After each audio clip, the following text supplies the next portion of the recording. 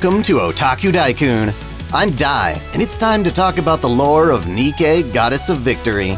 This is a series of mine where we cover the main story at an accelerated pace, and then discuss pertinent themes and spoilers at the end of each video.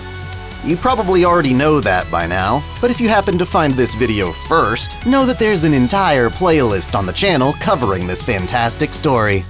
Whether you're a current Nikke veteran or just starting out, my videos have something to offer you. On the itinerary this time is a handful of main story chapters, starting from 36. The commander's out searching for heretics, or rather, the four beasts. We almost established a bond of trust with Leviathan, but that accidentally fell apart. Laplace never wanted to hurt Behemoth's egg, but her gun went off prematurely. Thanks to E2 crystals infecting her arm, Laplace was compromised, so we fell back to Reclamation Site 01. Technically, Laplace can still fight, but only at 10% of her normal strength. She's lucky she can still hold her gun. Despite this severe disadvantage, Matisse is too afraid of returning to Siren empty-handed that they insist we resume the hunt. Ideally, the commander would like to confront Leviathan again and resolve their misunderstanding. That's easier said than done, seeing as how Levi's current domain is now steeped in even more dark matter. It's formed a large ocean blocking our path. Cinderella could simply fly over the water, but she and Gray still aren't back from their own excursion. Luckily, help comes from an unexpected source. Just in the nick of time, Aegis Squad sails up in their battleship, the Admire. Elysian was able to develop a wave disruption system that staves off nanomachines, allowing the Admire to traverse the dark matter sea.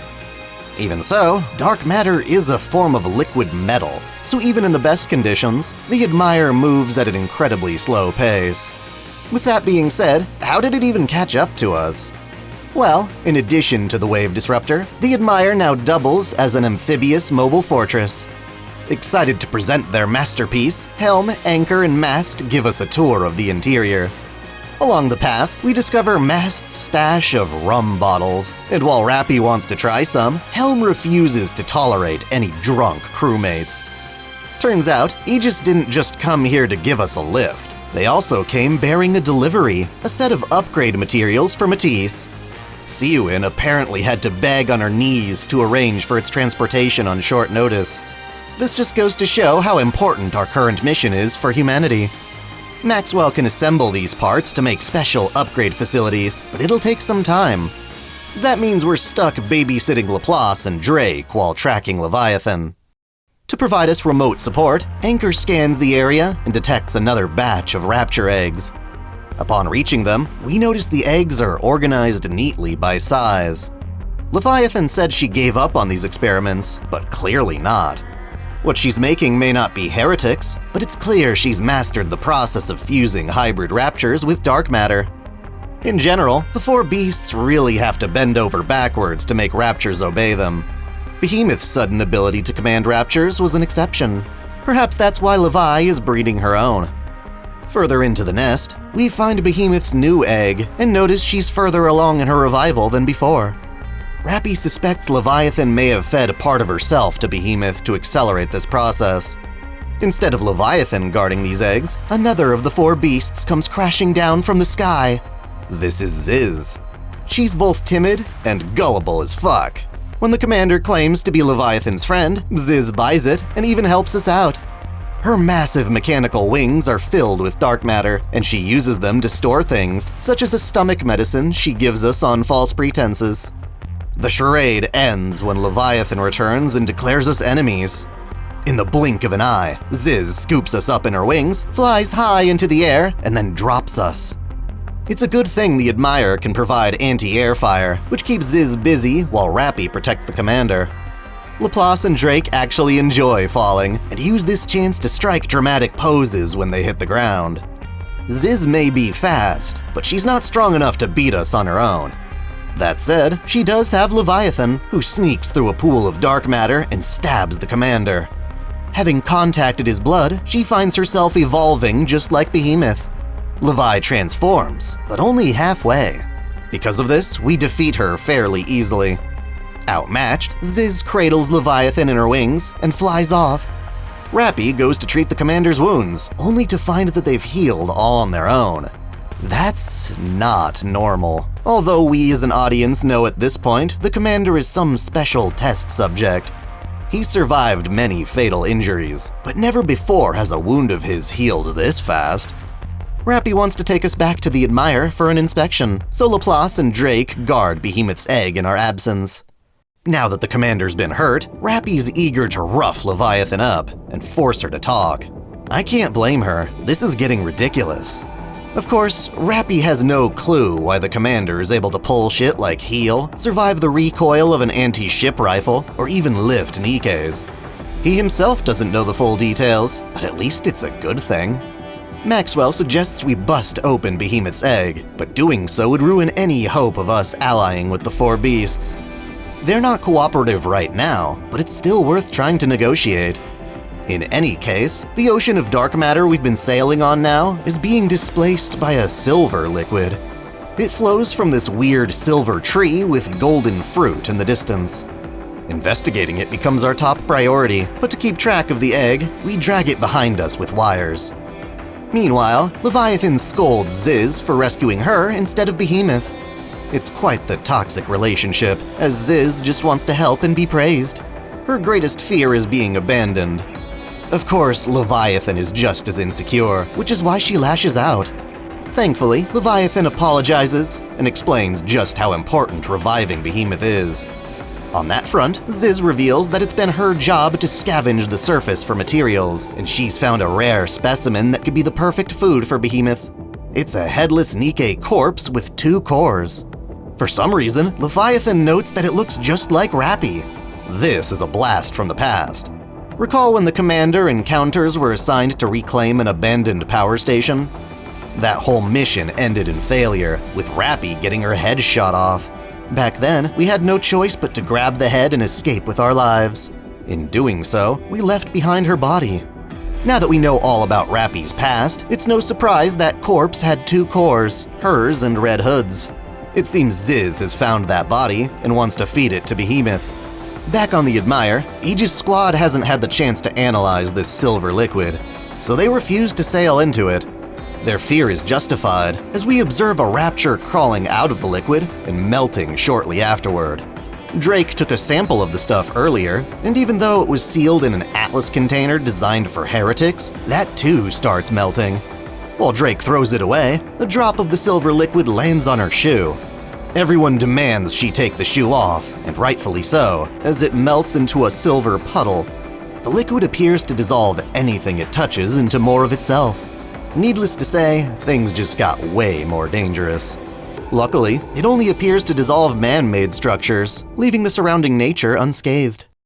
Taking a moment to process all this, Rapi gets the frightening idea that, this whole time, the 4 beasts have been planning to create their own Rapture Queen. We'll have to ask them about it first, and right on cue, Ziz bombards us from the sky. Leviathan is stored in her wings, and comes out to hurl dark matter at us. They want to reclaim the egg, but we'd rather beat them into submission and finally talk things out.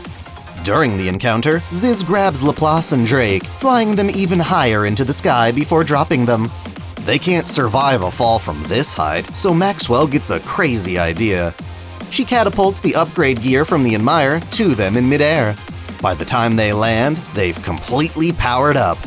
An upgraded Maxwell then catapults herself to join the fight. Laplace and Drake both look amazing, but personally, I miss Maxwell's old design. Anyway, the new and improved Matisse mop the floor with Leviathan and Ziz. We try to ask them about the Queen, only to notice that silver liquid in the area rising even higher. The tree it's coming from seems to be pouring even more out, and Leviathan asks us to destroy it. Both the Admire and Matisse fire off their strongest attacks, the Aegis Cannon and Matisse Buster respectively. But just when this tremendous surge of energy is about to hit the tree, it lifts up to reveal an enormous mouth. God damn it, it's Gluttony again. That silver liquid's more of his digestive fluids. Damn, that's nasty. Gluttony swallows all that energy before attacking us in a boss fight. Just seeing this guy triggers Leviathan's PTSD. Horrified, she apologizes to Siren, whom she assumes died way back. we're able to chase Gluttony back into the ground, where it proceeds to vomit up all the energy it just ate. Thanks to Ziz, we survive, but the entire area is reduced to a barren wasteland. The Admire's armor has been completely destroyed, along with its weapons. That tree was actually Gluttony's salivary gland, used to lure in potential food. In the past, Gluttony was never this active, but our collective presence has aroused its appetite. Just when Ziz and Leviathan think they've escaped peril, they get swallowed up by Mother Whale. Specifically, they're gobbled up by Whaley, the uniquely colored mother whale that Reptilian travels atop. They're too exhausted to try busting their way out of Whaley's stomach. Ziz wants them to reconsider talking things out with the commander, but Leviathan refuses. They've still got that 2-core Nikke corpse, but Leviathan doesn't think Behemoth would appreciate having to eat that to revive. Instead, they'll keep that body as material for something else. From the darkness, Reptilian emerges and immediately tries to befriend them. He doesn't mind that they're heretics. On the contrary, he's ecstatic to meet some. Getting swallowed by Whaley must have been frightening, but this was actually meant to be an attempt to rescue them from Gluttony. After confirming they can all communicate and lack hostility toward each other, Reptilian claims there's no reason they can't be friends. Back on the surface, the commander's group desperately tries to catch up to Whaley by launching themselves in a pair of rockets. Due to weight constraints, the commander, Rapi, and Maxwell take off in one rocket, while Laplace and Drake launch in another. We wind up landing on Whaley's tail, and note how accommodating everything is up here. There's even a vegetable garden that gets water from Whaley's blowholes. Apparently, the giant rapture gulps down seawater and converts it for plants to drink.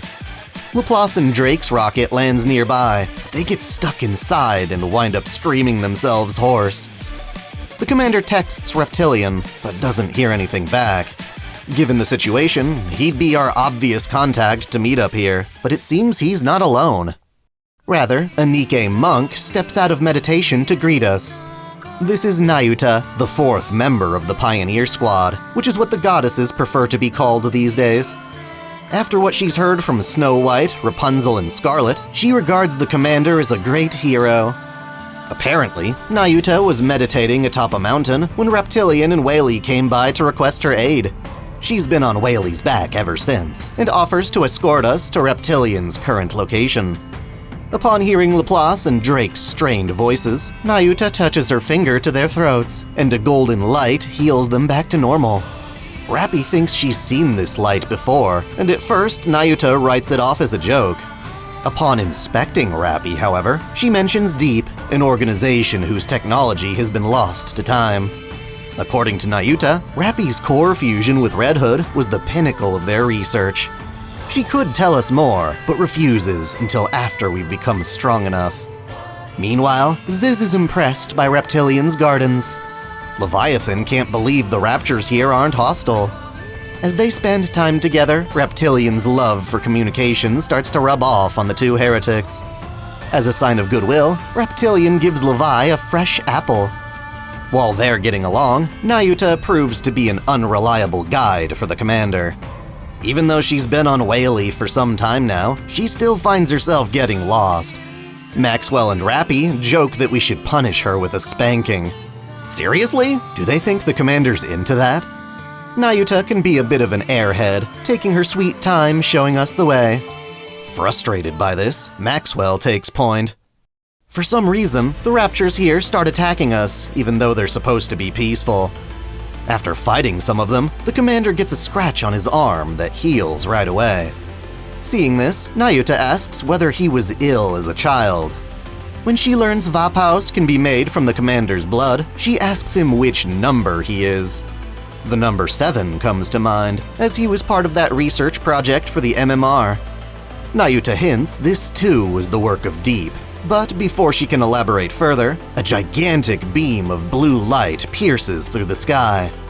Nayuta calls it Eden's Spear. The very same blast can also be seen by Ziz and Leviathan. They want to land back on the surface and investigate, but first, Reptilian begs them to stick around so he can introduce them to another of his friends. That giant pillar of light reveals that Eden isn't just a city, it's also a weapon, one that appears to be aimed at targets in space. Obviously, we want to learn more, but instead prioritize tracking down the four beasts. Anticipating many things coming to a head, Nayuta reveals that the commander has a special gene in his DNA that only activates when a new rapture queen is about to be born. He's had Vapau's blood for a while now, but this regeneration of his seems to be getting better over time. Nayuta notes how this corresponds with there being someone out there who carries a special queen gene that qualifies them to become the next queen. The commander's gene activates in tandem with the queen gene, suggesting that something important will occur should they meet. It's as if the commander were given these special powers in order to survive long enough for this meeting to occur. That's interesting and all, but there's one big problem. According to Nayuta, there's one heretic known as the Gene Reaper, who's been known to hunt down and kill those awakening to the queen gene. We're not sure why, but it seems potential queens have been executed by her several times now. Given our earlier suspicions, the commander assumes this latest queen must be the one the four beasts are supposedly making. After all, their dark matter allows them to hide from other heretics.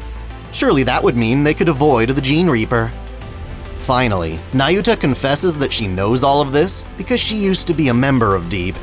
She now considers it an evil group she's long since cut ties with. After that huge dose of exposition, we finally reach Reptilian's house. There appear to be all sorts of gardening tools that would be difficult to use while wearing a rapture suit. Nayuta claims to hate physical labor, so who do these tools belong to? The house's door opens to reveal a peculiar Nikke named Pinocchio. At least, we think she's a Nikke, but get confused when she introduces herself as a rapture. Basically, she's been raised in the company of raptures long enough to consider herself one. Ignoring that, Nayuta clarifies that Pinocchio has a Nikke's core. Still, complicating things further, it seems Pinocchio is unique in her ability to grow like a human. Reptilian initially recruited Nayuta to help diagnose this strange phenomenon. Growing was extremely painful for Pinocchio, so Nayuta created a device which has since prevented further aging. Oddly enough, the peculiar Nikke was found on the surface and may not have anything to do with the Ark. Fascinated, Maxwell wants a sample of her to research, but Nayuta doesn't trust Macilis. Instead, an old part of Pinocchio's body is given to the commander for study. Eventually, Pinocchio's uncle Reptilian returns, along with Leviathan and Ziz, who aren't too happy to see us. Interpreting this as another betrayal, Leviathan kicks Reptilian over and demands they run away. Reluctantly, Reptilian and Pinocchio remain in their house while everyone else gives chase. Suddenly, a shadow casts itself over us, revealing Liberaglio hovering above.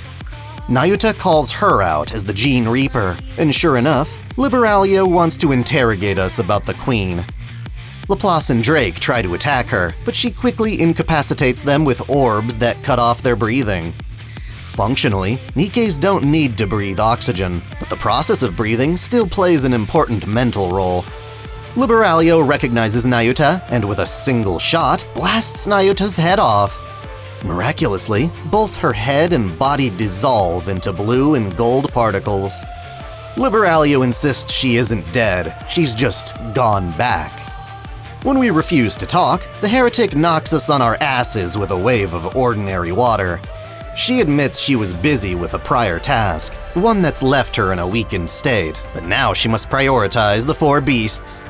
They weren't considered a threat before, but if they really are trying to make their own queen, that changes everything. She says killing the beasts should please them, but refuses to elaborate any further. Out of options, the commander reveals what he suspects the beasts have been up to, and in return, Liberaglio requests we team up to take the beasts down. Supposedly, the birth of a new queen will result in an unpredictable revolution for the raptures. Their shapes may change, along with their intelligence and motivations. As it currently stands, raptures don't actively pursue the Ark, leaving humanity alone so long as they remain hidden underground. With a new queen, that status quo could get a whole lot worse. At the same time, things could get a whole lot better, so the commander actually wants to meet this new queen before passing judgment. We don't plan to join Liberalio, but Leviathan and Ziz fear we'll do just that. Liberalio plays into this fear, lying to them that we're her allies. The commander screams out, asking them not to listen to her. Caught in the middle of the drama, Leviathan chooses not to trust anyone, prompting Ziz to step up and fight. Perhaps she was keeping this a secret, but Ziz has been able to transform all along. Even so, she can't win all on her own. During the fight, Leviathan desperately completes Behemoth's revival by feeding her the apple they got from Reptilian, along with many of her own parts. This pays off, as a newly resurrected Behemoth jumps forth and tosses Liberalio around like a rag doll. Even with the Gene Reaper subdued for a while, the four beasts declare they have no intention of cooperating with us. All of our combat has resulted in Whaley getting injured, forcing it to descend. The turbulence from this tosses the commander overboard. As he plummets from the sky, he notes that Whaley is on a crash course with the Ark. Elsewhere, the particles from Nayuta's body drift to the surface and reconstruct themselves. Choosing to confide in the commander, she reunites with the others from Pioneer. This takes us up to the side story, Eden's Spear, which we'll cover in the next video. The commander's gonna be in free fall for quite a while. Across these 4 chapters, I've completely ignored the exploits of Anise and Neon. To keep things easier to track, I'll be handing those sections off to Dai-chan. Stay tuned. Hey guys, it's Dai-chan here. If you're afraid of spoilers, don't be. Instead, I'll be covering the Anise sections of these past 4 chapters. Personally, I think it's easier to keep track of this way. Last we left things on that front, Anise wants to retire from the idol industry, but Mustang won't let her until she performs a farewell concert. For that, she needs to get back in contact with her group mates from TT Star. Without a way to reach them, Neon suggests putting out a message on television, letting the other girls come to them. Oh, and to help them along the way, Ingrid has sent them Irie and Avistar of the Overseer Squad. They specialize in gathering intelligence for Elysian. In a previous video, I totally forgot that Avistar is now a playable character. That said, her backstory is tied directly to the Star Anise event, which I don't want to spoil just yet. Thus, Anise and Neon visit Dorothy and try to convince her to lend them her exclusive TV channel. Dorothy's not exactly thrilled and states she can't waste precious airtime on anyone else. She's too busy advertising Eden with a single video played on loop. Said advert is drab, vague, and ineffective, pulling in fewer viewers than I do. This gives Anise an opportunity to negotiate. In exchange for improving Dorothy's channel metrics, Anise secures a time slot.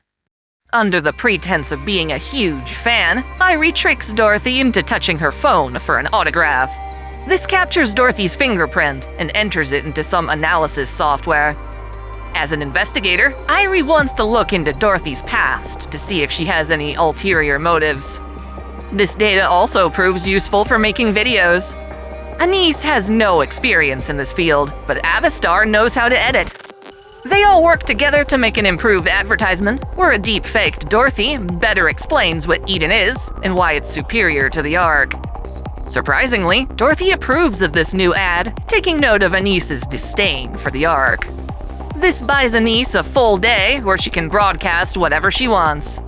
Also, Dorothy's not an idiot, and figures out her personal data was compromised.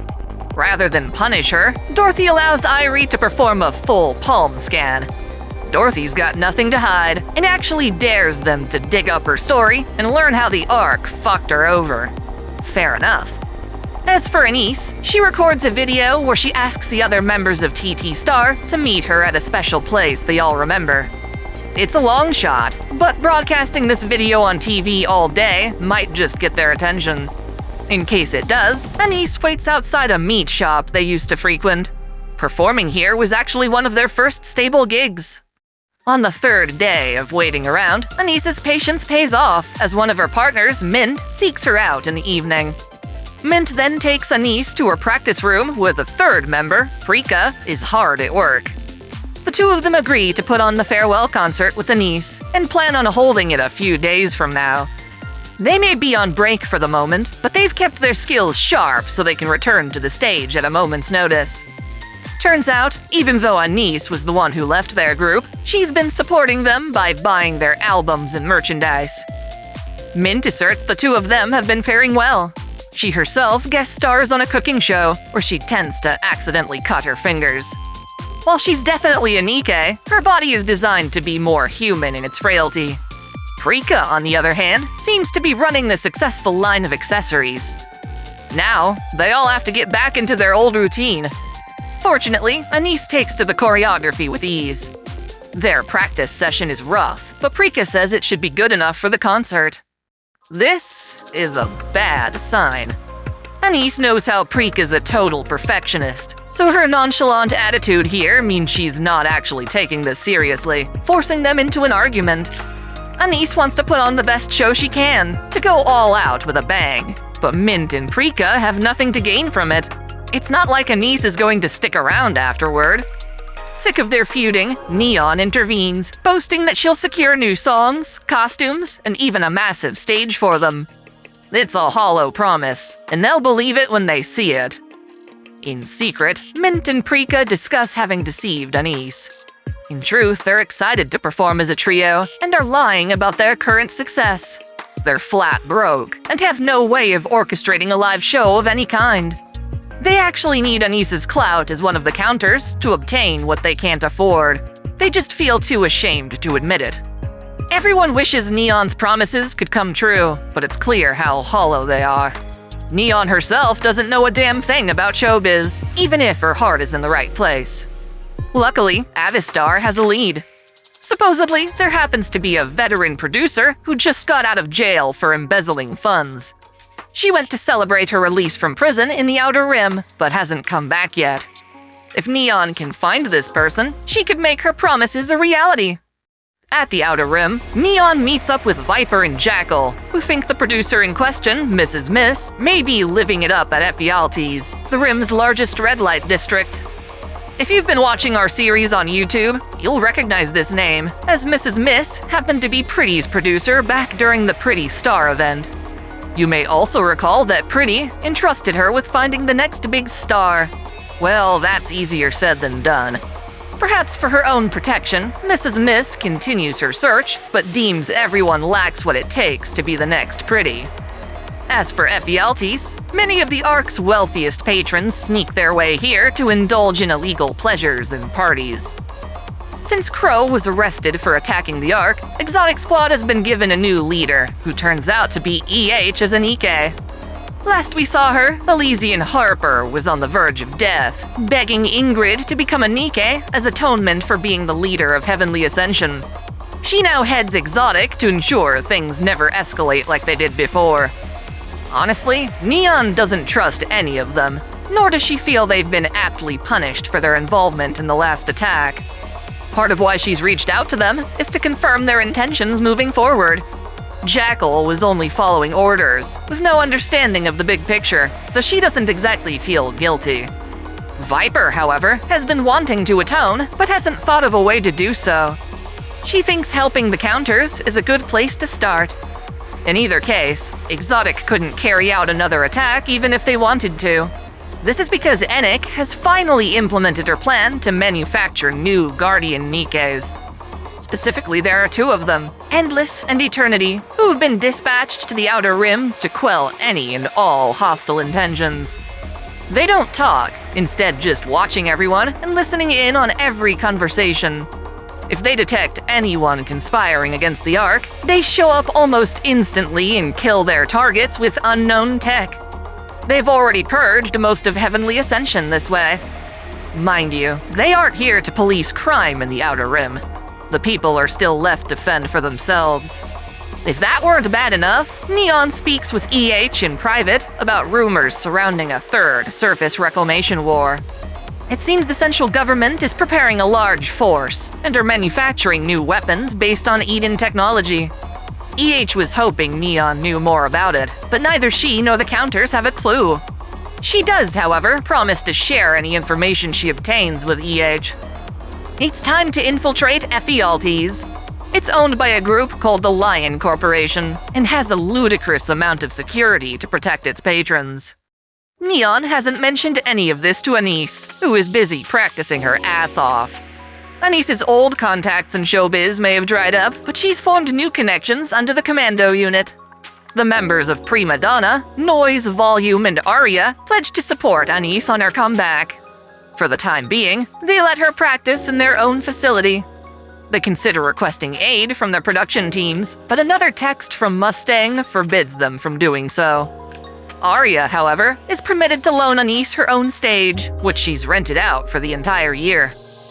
Rumors about TT Star's return are circulating online.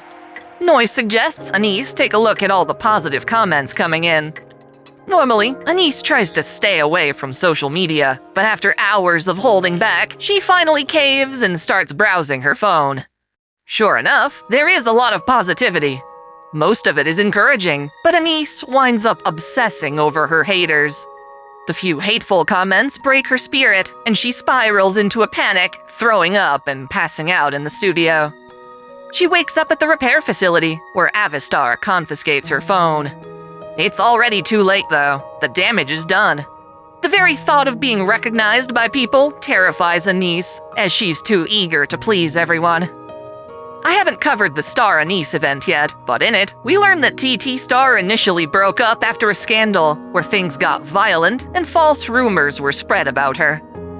After horrible incidents like Smile Time, she feels like people in the arc will only treat her as a plaything before casting her aside. As a result, Anise hates the arc and only fights on the surface to support the commander in counters. Nonetheless, Mustang wants her to be a star like Pretty, who was officially murdered by a Nikke-phobic human on stage. It was that very same attack that took Anise's life. Since then, Pretty's body has been converted into a weapon called Star, an expanded armament that Mustang wants Anise to wear. While it's great that Anise wants to fight and get stronger, he knows she needs to overcome this hurdle first. To that end, Avistar pledges to help Anise by filtering out hateful content online. Under the pretense of a hypothetical friend, she confesses being a huge fan of Anise back when she was human. Avistar used to edit fan videos that helped bolster TT Star's popularity. She felt she was helping the group grow alongside her. When those nasty rumors began to spread about Anise, she did nothing to defend herself, not at first anyway. Recklessly then, Avistar used deep fake technology to issue a fake statement on Anise's behalf. It was meant to be a kind gesture, but it backfired when TT Star made their own contradictory statement. The conflicting information made Anise seem like a fraud, accelerating her fall from grace. Feeling responsible for this, Avistar took her own life, only to be turned into a Nikke shortly after. Ever since, she's been waiting for the opportunity to make things up to Anise.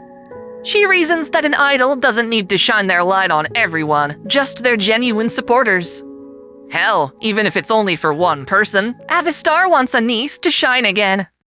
In her own way, Neon is trying to make that possible. Inside Ephialtes, Neon and Exotic speak with the owner, a man named Carlson.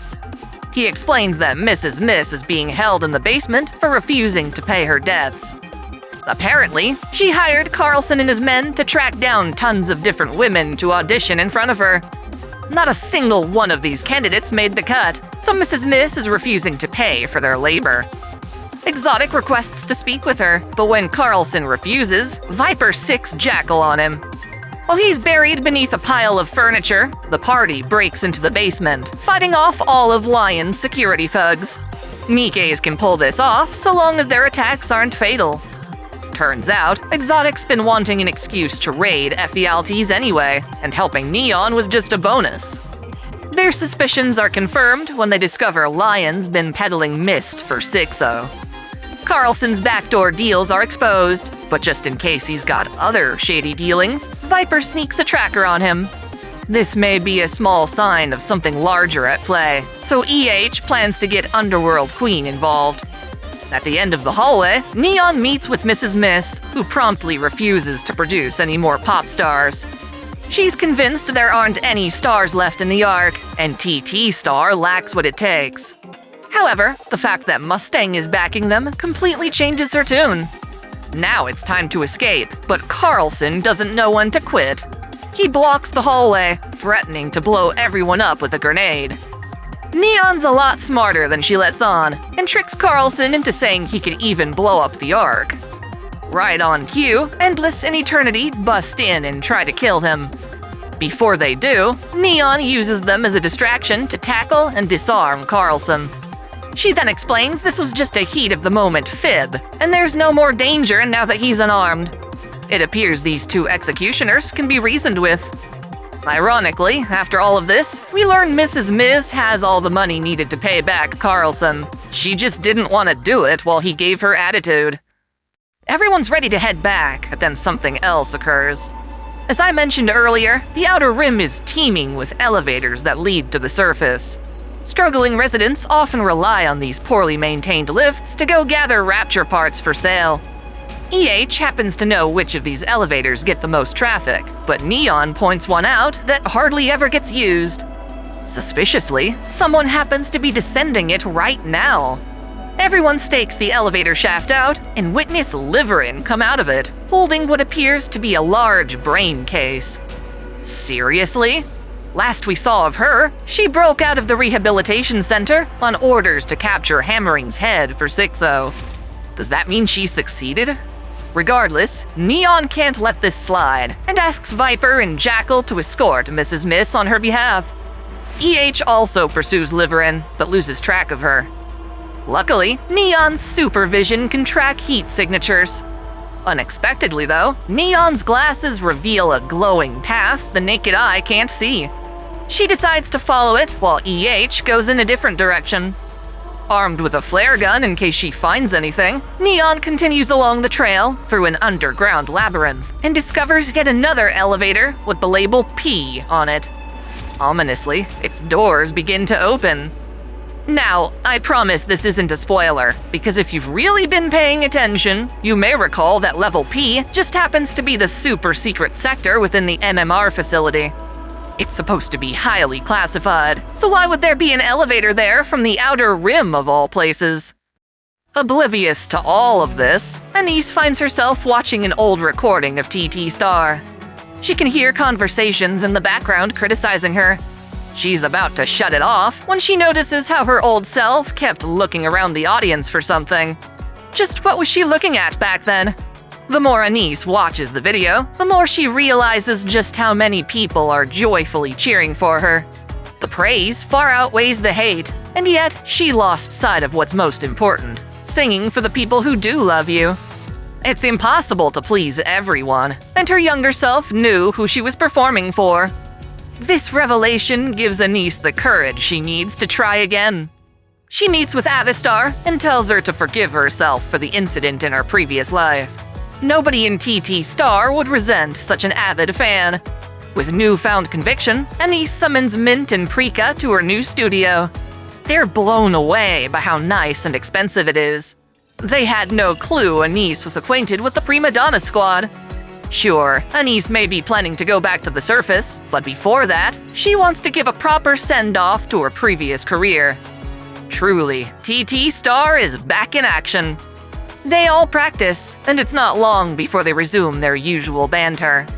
They're harsh critics who work each other to the bone. Overwhelmed by how perfect this all is, Prika goes to take a shower, hoping the noise will mask her tears of joy. Anise and Mint still hear it anyway, and can barely keep from tearing up themselves. Mrs. Miss returns to the Ark proper and consults Mustang. She's reluctant to believe he's found the Ark's newest star, but she wants to produce him just in case. Mustang allows it, so long as she doesn't teach Anise about the shadier side of the entertainment industry. When they all meet up, Mint is the only one who recognizes her as the legendary producer responsible for Pretty. This means she's really old, but it's not unheard of for people in the Ark to preserve their lives with things like Evergreen. Honestly, the only reason I haven't covered Star Anise yet is because much of it occurs after Anise gets her upgrade. As usual, please be patient with me as we catch up on the main story. I really want to give Nikke proper coverage, but I started this journey much later than I would have liked. Hopefully you're still interested, so keep your eye on our official playlist so you don't miss a thing. Until next time, celebrate your fandom! I want to give a special shout out to all my $10 and up supporters. Video Gamer 75, Dante Pendragon, Time Travel Master, Stephen Elak, Mystic Samurai 1983, Otaku Mom, Free Brick, Jugemu Unko, Lunar Works, Link Pendrago, James Hewitt, Uncanny EXP, Crow Calum, Gatsby 1922, Matal Mataru, Winter's Edge, Fanathiel, Foxbox, Draco Chaotic, Caitlin P, Sith Lord 906, Vladimirovna, The Taz 96, Kengo X77, Alistair Bernadotte, and Liamon 3. Thank you all so much.